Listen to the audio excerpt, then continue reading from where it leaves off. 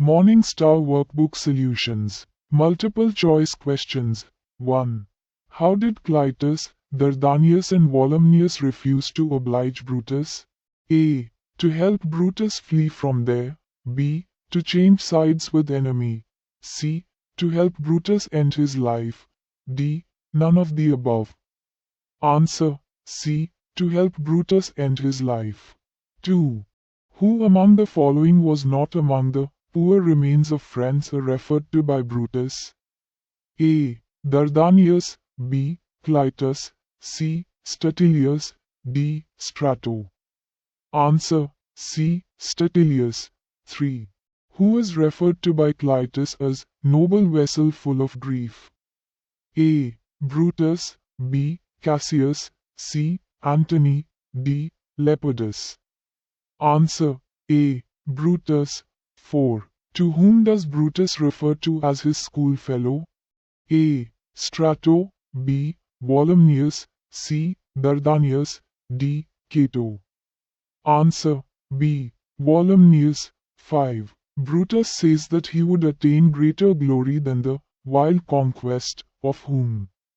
A. Octavius and Antony. B. Caesar and Pompey. C. Old Cato and his son. D. None of the above. Answer. A. Octavius and Antony. 6. Who say, I killed not thee with half so good a will? A. Cassius. B. Cass. C. Cicero. D. Brutus. Answer. D. Brutus. 7. What does Octavius say he would do with all those who were serving Brutus? A. Kill them. B. Make them prisoner of war. C. Make them his slaves. D. Take them in his service. Answer. D. Take them in his service. 8. Whom does Octavius take to serve him into his household? A. Lucullus. B. Strato. C. Messala. D. None of the above. Answer. B. Strato. 9. What tribute does Antony pay to Brutus? A. As a true gentleman. B. As a true Roman. C. As the noblest Roman. D. As an honorable man. Answer. C. As the noblest Roman. 10. According to Antony, how would nature describe Brutus? A. Noble man. B. Perfect man. C. Gentleman. D. True Roman. Answer. B. Perfect man. Context questions. 1. Brutus. Nay, I am sure it is. Volumnius. Thou sayest the world. Volumnius. How it goes. Our enemies have beat us to the pit. It is more worthy to leap in ourselves than tarry till they push us. 1. Who is Volumnius? Why does Brutus show intimacy to him? What favor does Brutus expect from him? Answer. Volumnius is one of Brutus' loyal friends and followers. Brutus shows intimacy to him because they have a long history together. Having been schoolmates, Brutus expects Volumnius to help him commit suicide by holding his sword while he runs onto it. 2. The ghost of Caesar appeared to Brutus twice. What did the ghost tell Brutus in Sardis? What does it indicate here in Philippi? Answer. The ghost of Caesar told Brutus in Sardis, Thou shalt see me at Philippi, which was a prophecy of Brutus' death. Here in Philippi, it indicates that the prophecy is about to be fulfilled, signifying Brutus' imminent death. 3. Name 2 of Brutus' friends who have already refused to kill him. What does Volumnius say for not agreeing to carry out Brutus' wish? Answer. 2 of Brutus' friends who refused to kill him are Clytus and Dardanus. Volumnius refuses to carry out Brutus' wish, saying, That's not an office for a friend. My lord, indicating that assisting in his friend's suicide is not something he can do as a friend. 4. Give the meaning of, Thou sayest the world, Volumnius, how it goes. Our enemies have beat us to the pit. Answer. This means that Volumnius can see the state of the world and their situation, Their enemies have defeated them and driven them into a hopeless situation, where death seems inevitable. 5. Briefly state the misfortunes enumerated by Brutus to Volumnius. Answer. Brutus mentions the appearance of Caesar's ghost as a bad omen, signaling his impending death.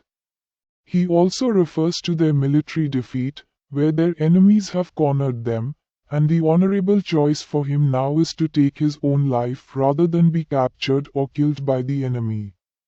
2. Brutus. Countrymen, my heart doth joy that yet in all my life I found no man but he was true to me.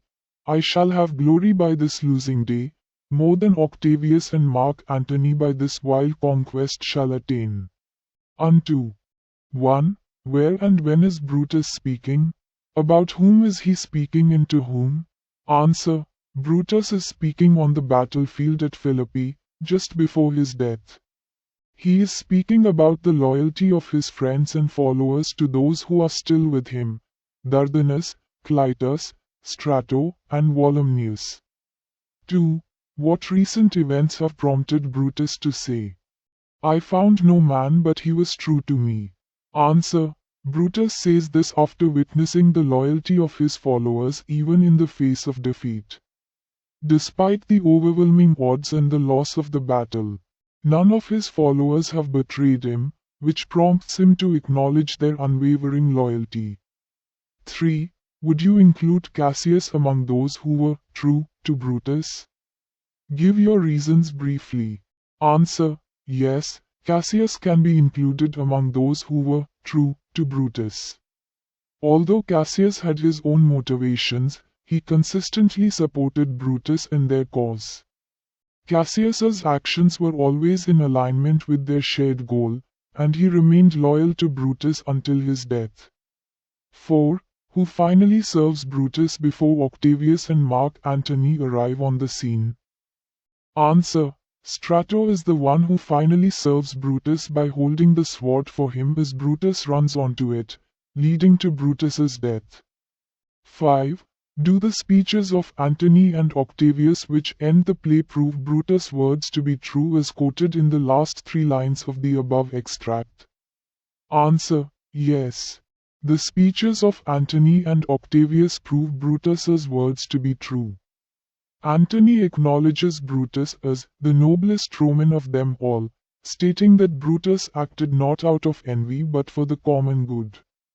Octavius orders that Brutus be buried with all honors, showing respect and recognizing the glory Brutus believed he would gain by his actions, even in defeat. This recognition by his enemies validates Brutus's belief that he would attain more glory through his honorable defeat than they would through their conquest. 3.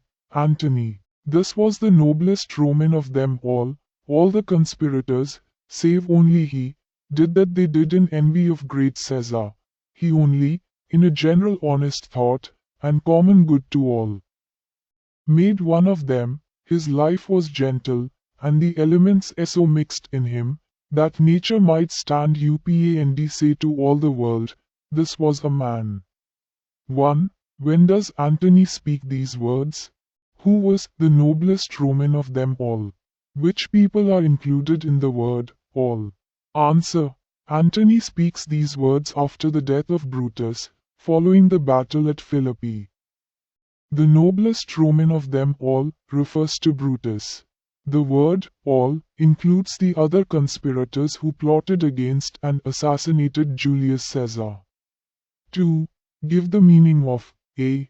He only. In a general honest thought. Answer. This means that Brutus acted out of a sincere and honest belief, rather than out of envy or personal gain, unlike the other conspirators.